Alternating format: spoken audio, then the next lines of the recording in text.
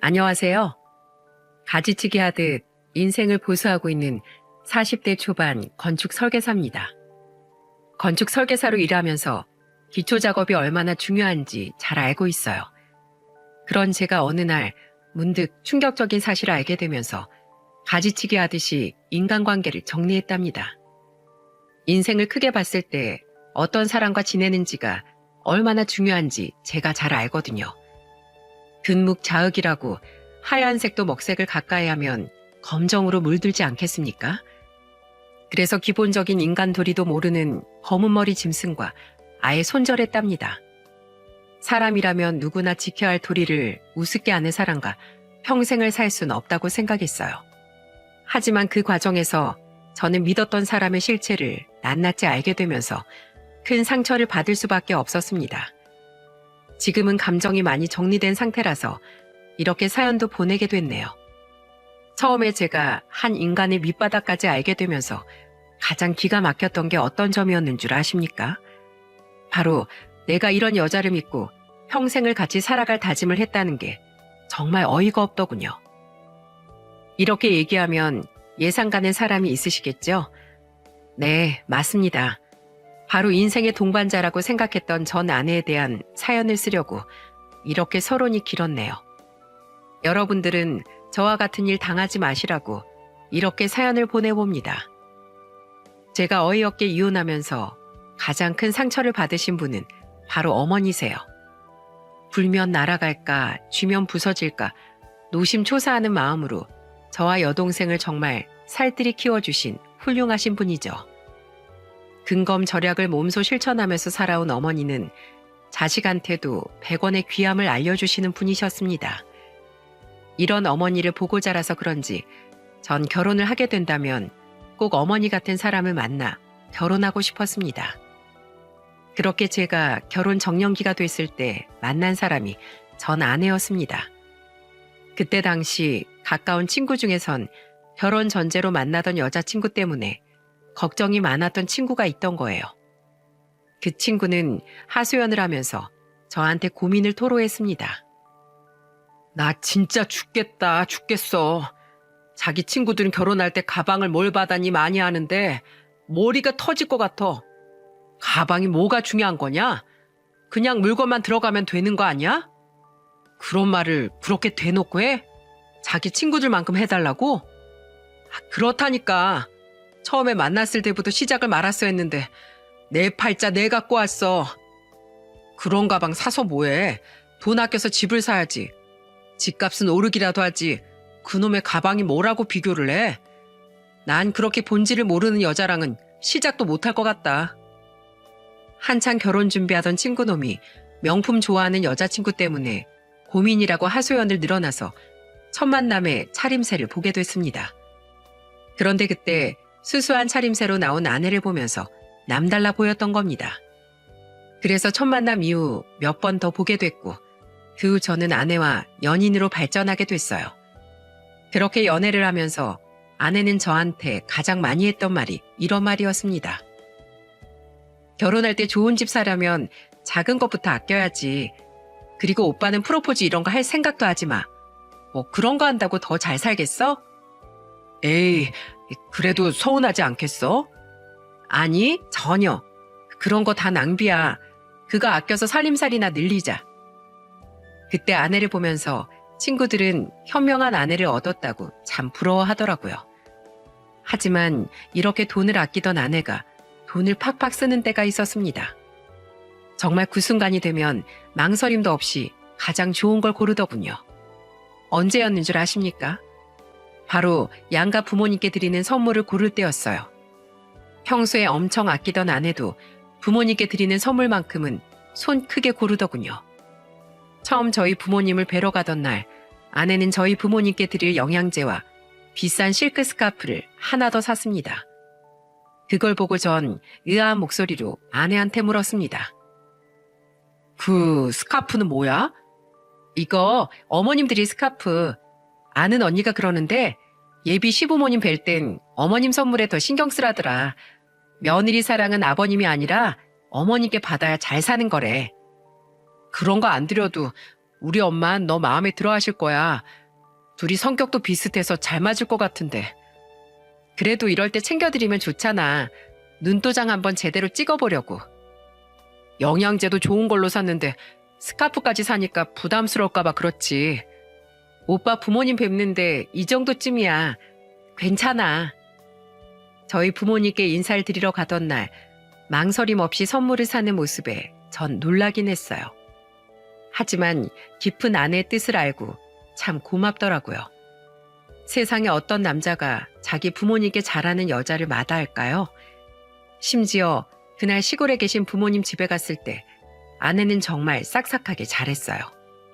화기애애하게 밥을 먹고 뒷정리하려는 어머니 옆에 가서 애교스럽게 말하는 겁니다.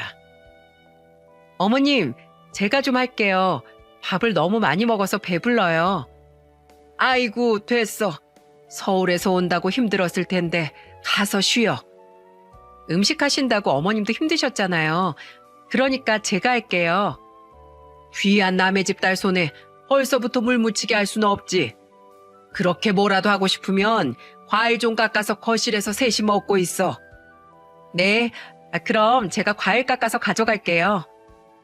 아내 행동에 아버지는 호탕한 웃음을 지으시더니 저한테 조용한 목소리로 말하셨어요. 어디서 저렇게 네 엄마 판박인 여자를 만난 게야. 아주 싹싹한 게 마음에 쏙 드네. 그럼요. 평소에도 알뜰하고 현명한 사람이에요. 그러니까 좋게 좀 봐주세요. 나쁘게 보려고 해도 나쁘게 볼 게 없어. 요즘 젊은 사람 같지 않게 야무지고 아주 싹싹하네. 집안에 웃음소리가 많아져서 듣기 좋다. 아버지는 예비 며느리가 마음에 든다면서 칭찬을 하셨습니다. 아무래도 부모님이 마음에 들어 하시니까 저도 그저 좋기만 하더라고요. 정말 결혼하면 아내와 행복한 미래를 그릴 수 있겠구나 싶었답니다. 하지만 저희 행복한 미래를 그리려면 집이 있어야 하지 않겠습니까? 저는 아내와 우선 전세로 시작하려고 집을 알아보고 있었는데 집값이 정말 만만치 않더라고요. 게다가 아내와 저는 직장이 다 서울이라서 서울을 떠날 수 있는 상황도 아니었던 겁니다. 그 많은 집 중에 내 집 하나 마련할 수 없다는 현실에 절망할 때 저희한테 손을 내밀어 준 사람은 저희 부모님이었어요. 저는 자식 입장에서 결혼한다고 부모님께 손을 벌리는 건 죄송스러웠습니다. 그런데 이런 자식 마음도 모르시고 어머니는 제가 곧 전세 계약을 한다고 하니까 5천만 원을 보내주신 겁니다. 그러면서 저한테 단호한 목소리로 어머니가 말하셨어요. 엄마랑 아버지가 주는 돈 받아둬. 다 늙은 우리가 돈 움켜쥐고 있어서 뭐 하겠어. 너만 잘 살면 되니까 너무 미안해하지 말고 받아둬라. 엄마, 왜 이렇게 큰 돈을 보내셨어요? 그냥 제가 알아서 해볼게요. 이 애끼, 부모가 주면 그냥 감사합니다 하고 받는 게 예의야. 그리고 은행은 공짜로 너한테 돈 빌려줘? 조금이라도 보태줄 테니까 줄 때 받아. 아, 정말 괜찮은데 감사해요. 제가 아직 부족해서 이렇게 또 손을 벌리네요. 됐어. 부모 자식 사이에 이 정도도 못해줘? 전부 해주고 싶었는데 우선은 5천만 원이 최대 금액이니까 어서 집 구해. 5천도 엄청 큰 돈이에요. 아마 정아도 고마워할 거예요. 우리가 전부 다 도와준 것도 아니고 일부만 도와준 건데 괜히 말하지 말어. 손 부끄럽다. 왜요? 예비 며느리가 알면 엄청 고맙다고 할 텐데요. 됐어. 네 아버지도 민망하다고 몰랐으면 좋겠다고 하시더라. 그러니까 네 돈인 척하고 전세 자금으로 써. 저는 그때 전세 계약을 하면서 꽤 큰 금액을 은행에 대출받아야 하는 형편이었어요. 그런데 부모님께서 선뜻 5천만 원이나 도와주시면서도 아내한테는 비밀로 해달라고 하시는 게 아니겠어요? 전액을 도와주는 게 아니라 미안하다면서 말하지 말라고 신신당부를 하시길래 전 아내 몰래 부모님께 도움을 받았던 겁니다. 그 돈이 저한텐 정말 큰 도움이 되더라고요. 아무리 은행에서 전세 대출이 잘 나온다고 해도 다 빚인데 부담스러울 수밖에 없었죠. 그런 와중에 부모님이 보내주신 5천은 정말 하늘에서 내려온 동아줄 같았어요. 그렇게 아내와 제가 모아둔 돈에다가 부모님이 보태주신 돈, 대출 조금을 보태서 전셋집을 마련할 수 있었습니다. 그 후 아내와 전 양가 어른들의 축복 속에 결혼식을 올릴 수 있었어요. 그리고 살면서 청약에 당첨이 되면 그때 내 집 마련을 할 계획이었죠. 그렇게 아내와 아무 위기 없이 부부로 잘 살고 있던 어느 날 아내가 뜬금없는 소리를 했습니다. 여보, 나 옷장사 좀 해볼까? 아침에 기사 보니까 어린 나이에 옷가게로 성공한 사람들 많더라. 옷장사가 돈이 좀 되나 봐. 갑자기 무슨 장사야. 그것도 다 오래 했으니까 성공한 거지. 요즘 같은 불경기에 장사가 되겠어? 아무리 경기가 어려워도 의식주는 안 망한다잖아. 아무리 어려워도 외식도 하고 옷도 산다니까. 사람들 말로는 어렵다고 해도 할 건 다 하고 살아. 그래도 장사보단 직장인이 훨씬 편하지. 가게 차리고 하는 돈은 그냥 나와? 투자한 돈 회수하려면 2년도 넘게 걸린다더라. 천천히 신중하게 생각해봐. 저는 아내가 너무 충동적으로 옷가게를 하겠다고 말하는 것 같았어요. 그래서 조금 신중하게 생각해 보라고 했었죠. 그런데 제 생각과 달리 아내가 꽤나 진지하게 옷가게를 생각하고 있었던 거예요. 몇 주 뒤 아내가 저한테 가게 자리까지 보고 와서 저에게 진지한 목소리로 말했습니다. 여보, 이것 좀 봐. 내가 오늘 옷가게 차릴 자리까지 보고 왔는데 젊은 사람들도 많이 다니는 거리라서 괜찮을 것 같지 않아? 당신 정말 부동산까지 다녀온 거야? 당연하지. 내가 얼마나 진지하게 알아본 줄 알아? 옷 하나에 마진이 얼마나 남는지까지 알아왔다니까. 이것 좀 봐. 회사 다니면서 피곤할 텐데 언제 알아본 거야? 진짜 내가 당신 정성에 두 손 두 발 다 들었다. 한번 제대로 해봐. 그때 일반 직장을 다니던 아내가 시간을 쪼개서 자리까지 여러 군데를 보고 온 거예요. 월세부터 관리비까지 비교해 온 걸 보고 아내가 얼마나 진지하게 장사를 생각하는지 알게 됐습니다. 아내가 나쁜 짓 한다는 것도 아닌데 제가 어떻게 반대할 수 있겠습니까? 발품을 팔아서 비교하고 있는 걸 보고 저는 결국 아내의 손을 들어줬어요. 그래서 아내는 회사를 퇴직하고 나서 옷가게를 시작하게 된 겁니다. 처음엔 오픈빨인지 장사가 잘 되더라고요. 신이 난 아내는 밤늦게 문을 닫고 들어오면서 저한테 자랑스럽게 말했습니다. 여보, 나 오늘 한 달 만에 최고 매출 찍은 거 알아? 우와, 진짜? 정말 시작한 보람이 있네. 그러니까 나 장사 안 했으면 어쩔 뻔했어. 이 정도면 우리 금방 부자 되겠다. 이러다가 내년에 집 사는 거 아니야? 그러게, 내가 아내 잘 만나서 아주 부자 되겠네. 근데 늦게까지 장사해서 피곤한 거 아니야? 돈 버는 게 뭐가 피곤해. 난 돈 많이 벌어서 돈 세다 잠들 거야. 아내는 회사 다닐 땐 만져보지 못할 돈을 번다고 정말 기뻐했어요. 저도 아내가 선택한 일이 잘 되니까 같이 기뻤답니다. 그런데 한 3개월쯤 지나자 아내가 이런 말을 하는 거예요. 나 매장 평수 좀 넓혀볼까? 뭐? 아직 초기인데 괜히 무리하는 거 아니야? 매장 넓어지면 직원도 몇 명 더 써야 될 거 아니야. 인건비 생각해도 지금처럼 팔리기만 하면 훨씬 남는 장사지. 당신 나 못 믿어? 나 믿고 2천만 투자해봐. 뭐? 2천? 무리하지 말고 그냥 지금 자리에서 더 해봐. 물 들어올 때 노 저어야지. 당신이 장사를 몰라서 그래. 내 주변에서는 이럴 때 매장 넓혀야 된다고 한다니까. 괜히 주변 말에 흔들리지 말고 지금 자리에서 더 해봐. 괜히 무리하지 말고. 저는 아내의 생각이 위험하다고 생각했어요. 솔직히 아내가 장사가 좀 잘 된다고 쉽게 생각하는 것 같았습니다. 그래서 너무 무리하지 말라고 했던 건데 아내는 기어코 무리해서 사업을 확장한 겁니다. 그런데 아내의 사업 확장을 도와준 사람이 누군 줄 아세요? 바로 저희 어머니셨습니다.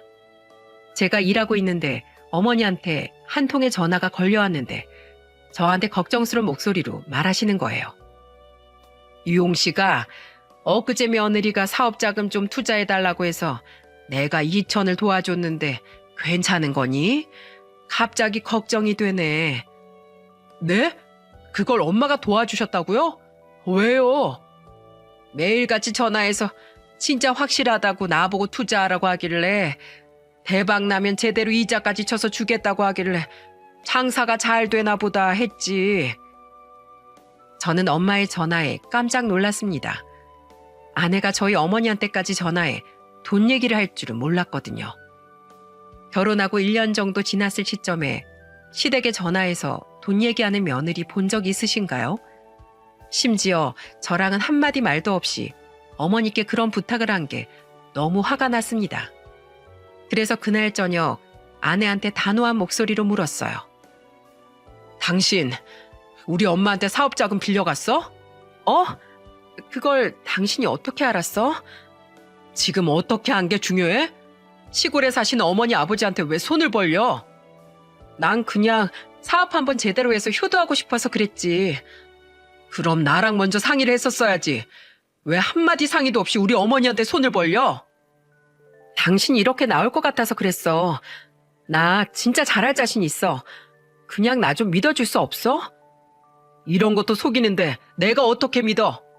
앞으로 큰돈 끌어다 쓸 일 있으면 나한테 제일 먼저 상의해. 우리 엄마한테 또 돈 얘기하기 전에 나랑 반드시 상의하라고. 전 아내한테 단호하게 말했어요. 솔직히 부모님들도 다 노후자금인데 그걸 왜 자기 사업에 끌어다 쓰는지 이해가 안 갔습니다. 처가댁이 형편이 어려워서 아내 사업을 도와줄 형편이 아니었거든요. 하지만 저는 아내 사업을 도와줄 수는 있었지만 언젠가 내 집 마련이라는 꿈이 있었기 때문에 도와주지 못했어요. 그리고 전 공과 사는 정확해야 한다고 생각했던 겁니다. 그래서 아내 옷가게 들어가는 돈은 철저히 생활비와 분리하고 있었어요. 그러다 보니까 아내는 저한테 부탁하다 포기하고 저희 어머니한테 손을 벌렸던 겁니다. 그때까지만 해도 저는 화가 났지만 꾹 참았어요. 일하려고 그런 거니까 이해해 보려고 노력했었죠. 그런데 몇 개월 뒤 어느 날 어머니한테 또 전화가 왔던 겁니다. 그때는 어머니가 난감한 목소리로 말하셨어요. 예, 유홍 씨가 며느리가 요즘 무슨 일이 있니? 아니요, 별일 없어요. 얼마 전에 나한테 또 돈을 빌려달라고 하더라. 나도 3천만 원은 좀 부담스럽네. 네가 말 좀 잘해줘. 애가 마음 상한 것 같더라. 또 그 사람이 돈을 빌려달라고 했어요? 그래, 요샌 장사가 잘 안 되나 봐. 저번에 확장하고 나서 장사가 좀 안 풀려? 말론 잘 된다고 하는데 언제부턴가 저한테도 말을 잘 안 해서요. 제가 알아볼 테니까 신경 쓰지 마세요. 그리고 죄송해요. 아유, 못 도와줘서 내가 미안하지. 아니에요. 더 신경 쓰지 마시고 쉬세요. 그리고 앞으로도 아내가 전화해서 돈 얘기 꺼내면 모른 척 하세요. 저는 어머니께 앞으로도 아내한테 돈을 빌려주지 말라고 했어요. 그때가 결혼 2년 차쯤이었는데 돈으로 아내랑 눈만 마주치면 싸우던 때였습니다. 가게 확장 후 장사가 좀 됐는지 아내가 온통 명품으로 도배를 하고 다니는 거예요. 심지어 접시 하나를 사도 명품 브랜드에서 나오는 접시를 사려고 했어요. 그래서 제가 그때도 아내한테 화를 내면서 말했습니다. 2인 식기 세트가 150만 원이 넘는데 그걸 사려고? 당신 아무리 돈이 잘 벌린다고 해도 이거 과소비야. 우리 전세 살고 있는데 이게 말이 되냐고. 뭐가 어때서 SNS 올릴 때 이런 명품 그릇이 좀 나오게 올려줘야 사람들이 내가 부자인지 알 거 아니야. 부자처럼 보이려고 돈을 쓴다고? 이게 무슨 뱁새가 황새 쫓아가다 가랑이 찢어지는 소리야? 이런 게 다 부자 마케팅이라는 거야. 다 투자하고 있는 거니까 신경 꺼. 당신 카드로 산 것도 아닌데 뭐가 문제야? 아내는 분리할 때마다 제 카드로 산 게 아닌데 왜 그러냐면서 화를 냈어요. 그래서 전 정말로 아내가 돈을 제법 버는 줄 알았던 겁니다. 그런데 그때 어머니한테 또 한 번 손을 벌리려고 했다는 아내 소식에 정말 깜짝 놀랐어요. 그날 저는 아내와 또다시 언성을 높이면서 싸웠습니다. 당신 미쳤어? 3천만 원이 무슨 개 이름이야? 우리 부모님은 돈 쌓아놓고 사는 줄 아냐고. 하나뿐인 아들한테 집 사준 것도 아닌데 이 정도도 못 해주셔? 다 시댁에서 안 도와줘서 내가 전셋집에 살고 있는 거 아니야. 안 그래도 전세랑 무시당하는데 당신까지 그럴 거야? 대체 누가 널 무시하는데? 어? 그거 당신 자격지심이야. 됐어. 이렇게 싸운다고 어디서 돈이 나와? 어차피 당신도 돈 없잖아. 그러니까 나한테 이래라 저래라 하지 마. 며느리가 이렇게 힘든데 대체 왜 못 도와준다는 거야? 그렇게 급하면 처가댁으로 가. 왜 애꿎은 우리 부모님한테 난리야? 한 번만 더 이런 짓 하면 난 처가에 가서 돈 달라고 할 거야. 어디 끝까지 해봐. 적반하장으로 나오는 아내 때문에 정말 기가 막혔습니다. 저는 기면 기고 아니면 아닌 게 확실한 편이라 아내는 차마 저한테 돈 달라는 말을 입도 뻥끗 못했던 거예요. 그런데 이건 정말 너무한 거 아닙니까? 저희 부모님도 평생 힘들게 모으신 재산인데 너무 쉽게 생각한다고 느꼈어요. 결국 아내 옷장사로 매일같이 부부싸움을 하게 되면서 사이가 소원해지고 있었습니다. 그런데 어느 날부턴가 아내는 외박이 잦아졌어요. 한 번은 가게 문 닫을 시간에도 안 들어오길래 기다리다 전화를 해봤습니다. 그런데 아내가 전화를 안 받길래 여러 통을 하게 됐어요.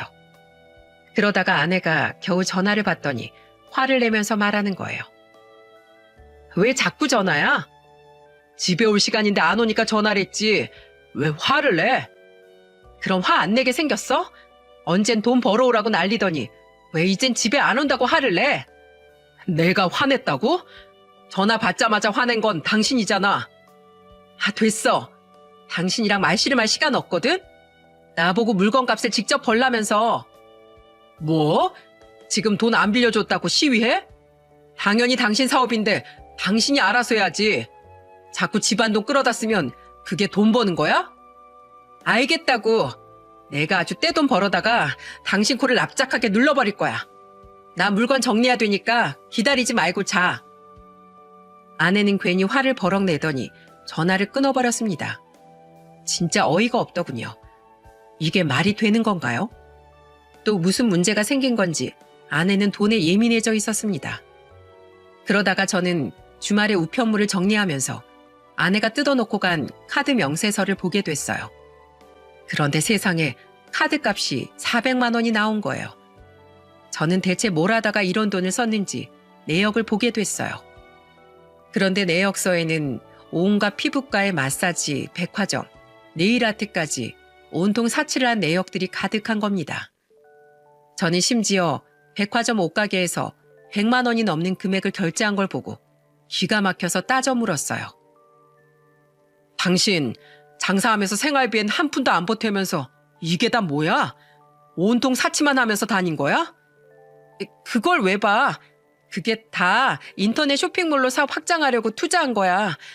여성복 팔 때 명품 가방으로 코디해야 잘 팔린다니까? 지금 장난해? 당신 엄마한테 빌려간 돈은 아직도 안 갚았다면서. 그러면서 백화점에서 이게 얼마를 쓴 거야? 돈을 벌어야 돈을 갚지. 가족끼리 되게 쪼잔하게 구네 진짜. 옷 파는 사람이 백화점에서 400만 원 긁는 게 당연하다고 생각해? 내 맘이거든? 내 스스로 투자하고 있으니까 신경 꺼. 옷 파는 사람이 옷 팔려고 카드값이 400만 원씩 쓰는 거 여러분은 어떻게 생각하십니까? 배보다 배꼽이 더 큰 거 아닌가요? 저는 그 후로 아내와 점점 사이가 안 좋아져만 갔습니다. 그러던 중 제가 청약에 당첨이 된 거예요. 이 소식을 말하자 아내는 처음으로 기뻐하는 표정으로 말하더군요. 정말? 아파트 당첨된 거야? 우리도 우리 집 사는 거야? 우리도 이제 자가가 생기는 거야. 드디어 내 집이 생기는구나. 아내와 오랜만에 손을 잡고 기뻐했습니다. 그래서 전 아내한테 진지한 목소리로 말했어요. 여보, 내가 그동안 좀 차갑게 말한 건 미안해. 아니야, 무리하게 사업 확장한다고 너무 상의도 없이 내 맘대로 한 게 문제지. 그래, 부부싸움은 칼로 물베기라는데 우리 앞으로는 대화로 풀자. 이제 우리 결혼한 지 2년도 넘었는데 슬슬 아이도 갖자. 부부는 아이가 있어야 더 가까워진다고 하잖아. 그리고 부모님들도 손주 보고 싶다고 하시잖아. 뭐? 아이? 난 아직 아이 키울 자신이 없어. 아직 사업도 안정된 것도 아닌데 천천히 생각하자. 안정되고 나서 언제 애 낳고 키워. 일단 나오면 키워진다잖아. 그건 당신이 남자니까 그렇지. 애 낳으면 여자가 손해인 거 몰라? 어쨌든 난 아이 빨리 가질 생각 없으니까 내 의견도 존중해줘. 저는 청약에 당첨된 아파트도 있고 이제 안정을 찾고 있다고 생각했는데 아내는 아니었던 겁니다. 그러면서 우선 옷 사업부터 안정화시키고 싶다는 거예요. 저희가 돈 때문에 싸우기도 했지만 아이 문제로도 자주 싸웠어요. 서로 아이를 원하는 시기가 달랐거든요. 아마 제 사연을 들으시는 여성 시청자분들은 아시겠지만 산모 나이가 많아질수록 출산 위험도가 높아지는 거 아시죠? 저도 늦게 결혼한 편이라 나이가 있는 편인데 아내도 마찬가지였어요. 그런데 자꾸 아이 계획을 미루니까 아내가 가정은 뒷전인 것 같아서 내심 서운하기도 했죠. 임신하기 싫다는 사람과 억지로 아이를 만들 수도 없고 저는 그저 내 집 마련에 집중을 했습니다. 일단 내 집으로 이사 가고 나면 아내도 달라질 거라고 생각한 거예요. 하지만 가정에 소홀하다는 제 생각은 심한 게 아니었습니다. 시간이 지나 이사를 앞둔 시점에 저희 어머니 생신이 다가오고 있었는데 아내가 심드렁한 목소리로 말했어요. 여보, 이번 주에 나 친구들이랑 여행 가는 거 알지? 놀러 간다고? 당신이 언제 나한테 그런 말을 했어? 지금 하잖아. 나 이번 주에 놀러 간다고. 당신 미쳤어? 이번 주에 어머님 생신이라 내가 시골 다녀오자고 했잖아. 아니, 내 사업에 도움도 안 주시면서 생일상은 받으시겠다는 거야? 이거 너무 수지타산이 안 맞지. 난 죽어라 일하다 이제 겨우 휴가 가는데 그걸 방해하겠다고? 뭐? 당신 아직도 엄마가 돈 안 빌려준 것 때문에 이러는 거야? 누가 그렇대? 그만큼 내가 힘들게 일했는데 시골 가서 생신까지 축하할 이유가 없다는 거지. 솔직히 내가 시댁에서 덕본 게 뭐가 있는데? 저는 아내의 말에 머리 끝까지 화가 났어요. 그래서 저는 아내의 뻔뻔한 태도에 화가 나서 단호하게 소리쳤습니다. 적반하장도 유분수지. 우리 어머니가 당신 사업에 2천이나 투자했던 거 잊었어? 세상에 며느리가 하고 싶다는 일에 선뜻 돈 보태주는 시댁이 흔한 줄 알아? 처가에서도 못해준 거 우리 어머니가 해드렸으면 고마워해야지. 이번 주에 우리 집 안 가면 그 돈 2배로 갚게 할 거야. 알겠어? 알겠다고, 간다고. 저는 정말 아내의 점점 변하는 태도에 환멸이 나고 있었어요. 그렇게 주말에 아내는 도살장 끌려가는 소처럼 불평 가득한 얼굴로 저와 같이 고향으로 갔습니다. 그런데 도착하자마자 아내는 아픈 척을 하면서 저희 어머니께 말하더군요. 어머님, 제가 장거리 이동을 했더니 멀미가 나서 밥을 못 먹겠어요. 저 좀 잘 테니까 남편이랑 같이 밥 드세요. 뭐? 너 몸은 괜찮니? 아, 괜찮아요. 저 신경 끄고 아버님이랑 남편이랑 노세요. 아내의 말에 어머니는 당황한 표정이었습니다. 하지만 부모님 앞에서 부부싸움을 보여드릴 수도 없으니까 그냥 들어가서 자라고 했어요. 결국 그날 부모님 모시고 나가서 외식도 하고 용돈을 따로 챙겨드리고 집에 왔습니다. 그렇게 집에 가려는데 어머니가 절 보면서 물으셨어요. 너희들 다음 주가 입주라고 했니? 네, 드디어 4년 만에 제 명의로 집을 샀어요. 다 어머니 아버지 덕분이에요. 그래, 한번 초대해줘. 우리가 가서 정리라도 도와줄게. 무슨 소리세요? 서울에서 편히 쉬다 가셔야죠. 그래, 알았다. 조심히 올라가. 저는 그날 부모님께 인사를 드리고 아내와 같이 올라왔습니다. 그날 저는 아내와 서울까지 올라오는 내내 싸웠습니다. 아내가 그때 시댁 가서 한 일은 아프다는 핑계로 잠잔 것뿐이었죠. 그러니 제가 화가 안 날 수 있었겠습니까? 그래서 전 아내와 한참을 싸우다가 다 포기하고 협박을 하듯 말했습니다. 당신 한 번만 더 이런 식으로 나오면 그땐 진짜 이혼이야. 난 이런 식으로 당신이 부모님 무시하는 거 못 참아. 알겠어. 제발 잔소리 좀 그만해. 아내와 사이가 잠깐 좋아졌다 싶으면 금세 또 이렇게 싸우고 있는 거예요. 그래서 저도 점점 아이는 포기하기에 이르렀죠. 그 사이 저희 부부는 청약이 된 집으로 이사를 하게 된 겁니다. 저는 서울에 집이 생긴 것만으로도 너무 기뻤어요. 하지만 그 기쁨을 같이 나눌 아내가 그 무렵 매일 새벽에 들어오면서 집 정리도 혼자서 해야만 했습니다. 그러던 중 몇 달 후 저는 중요한 프로젝트를 하게 되면서 수원으로 출장을 가게 됐어요. 그때 어머니가 저한테 이사는 잘했냐면서 전화를 주셨던 겁니다. 유용씨가 이사는 잘했니? 엄마가 한번 가보려고 하는데 언제쯤 가면 될까? 그럼요. 당연히 한번 와보셔야죠. 부모님이 도와주신 덕에 저 큰 무리 없이 이사까지 했어요. 아니다. 너희가 성실하게 살아서 그런 거지. 엄마가 서울에 병원 갈 일도 있고 겸사겸사 가볼까 하는데 가봐도 되겠니? 그럼요. 제가 아내한테 말해둘게요. 어머니는 저희 집을 매우 궁금해하셨어요. 저도 부모님을 정식으로 모시고 싶었습니다. 그런데 어머니가 마침 서울 병원에 오실 일이 있다길래 들리라고 했습니다. 그래서 저는 어머니가 오시기 전날 아내한테 신신당부를 하면서 말했어요. 내일 어머니 오신다니까 서울역에 미리 좀 나가 있어. 초행길이니까 꼭 나가 있어. 아, 알겠어. 그 무렵 아내는 제가 무슨 말만 하면 짜증이었어요. 그래도 저랑은 사이가 안 좋아도 저희 어머니는 잘 챙겨줄 거라고 믿었습니다. 그런데 어머니가 오기로 했던 날, 저는 잔뜩 긴장한 어머니의 전화를 받게 된 거예요. 이용씨가 며느리가 통 전화를 안 받는다. 서울역인데 어디로 가야 하니? 네? 그 사람 서울역에 없어요? 엄마, 일단 택시 타시고 기사님께 전화 좀 넘겨주세요. 저는 깜짝 놀라 어머니께 택시를 타라고 했습니다.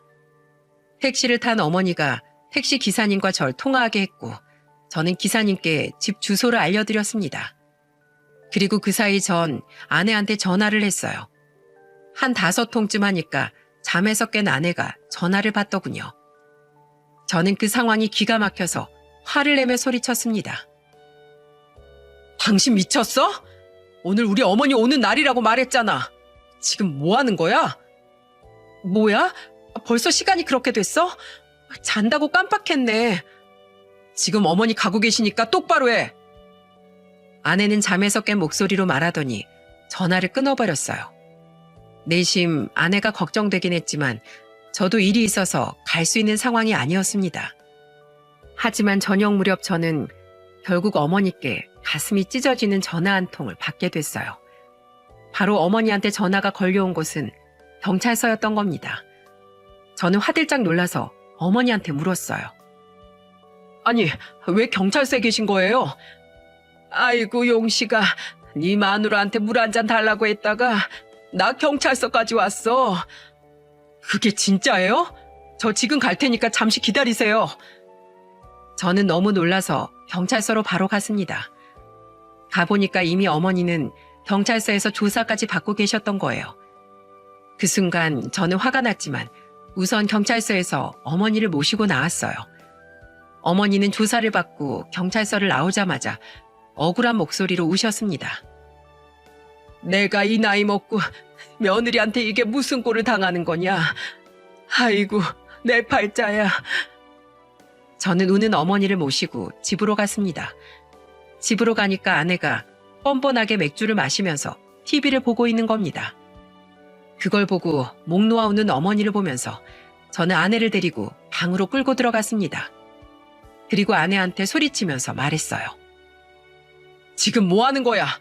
당신 우리 엄마한테 무슨 짓을 한 거야? 아니, 왜 소리를 질러? 내가 집에서 노는 사람도 아니고 나도 휴일이라고 쉬고 있는데 나한테 물을 떠다 달라고 하잖아. 그래서 신고했다. 왜? 노인네가 해준 것도 없으면서 왜 와? 뭐야? 우리 엄마가 당신한테 못한 게 뭐야? 대체 뭐길래 이렇게까지 하냐고. 당장 사과드려. 가서 무릎 꿇고 빌라고.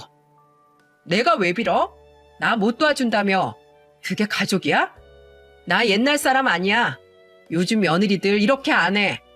그동안 내가 너무 뭣도 몰라서 잘했던 거지. 그럼 조선시대 가서 며느리 찾던가. 또 그놈의 돈 때문이야? 너 진짜 두고 봐. 하나만 걸리면 내가 가만 안 둘 거야. 아내는 방문을 박차고 나가더니 정말로 집을 나가버렸습니다. 그러자 어머니는 저희가 싸우는 걸 보시고 가슴을 치면서 우셨어요. 아이고, 내가 죽어야지. 내가 죽어야지. 저는 그렇게 한참을 싸우다가 거실로 나오자 어머니는 미안한 표정으로 절 보고 서 계셨습니다. 어머니를 모시고 나가서 저는 밥을 사드리면서 말했어요.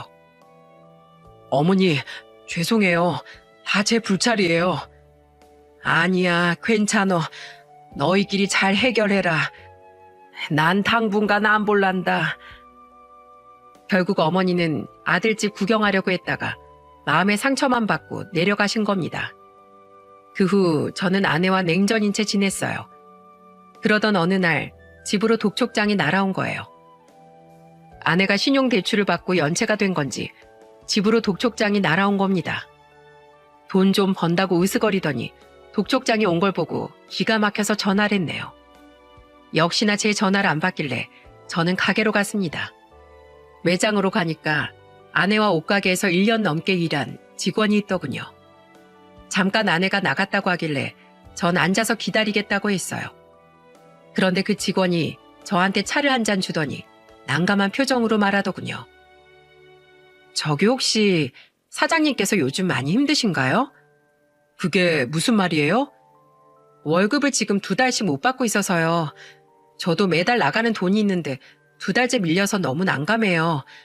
집주인도 나가라고 하는데 저희 집안도 저 도와줄 형편이 아니라서 지금 너무 힘드네요. 월급이 밀려요? 얼마나 밀렸는데요? 460만 원 정도 됩니다. 우선 제가 먼저 사과할게요. 미안해요. 내가 책임지고 아내한테 독촉해 볼게요. 혹시 다른 직원들도 다 2달째 밀린 거예요? 아니요. 다른 분들은 1달 밀린 걸로 알고 있어요. 우선 제가 너무 급해서 그러는데 제 월급부터 챙겨주시면 제가 고급 정보 하나 드릴까요?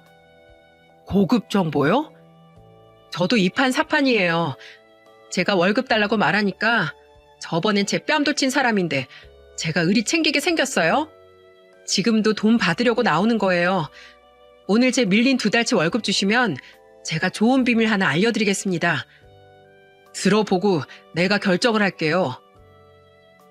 그러자 그 직원은 저한테 자신만만한 표정으로 충격적인 비밀을 알려줬어요. 아내가 외도를 하고 있었는데 상대가 절 만나기 전에 파혼했던 그 남자였던 겁니다. 직원은 몰래 찍어둔 사진까지 보여주면서 말했어요. 저한텐 먹고 죽을래도 돈 없다면서 매일 데이트는 불티나게 가더라고요. 아, 맞다. 백화점에서 100만 원짜리 양복도 사줬어요. 이 사진에다가 둘이 팔짱 낀 사진까지 넘겨드릴게요. 이 정도면 제가 사장님한테 값어치를 한다고 생각하는데요. 저는 충격적인 그 사진을 넘겨받는 조건으로 460만 원을 이체해줬습니다. 그리고 아내를 대신해서 정중하게 사과까지 했죠.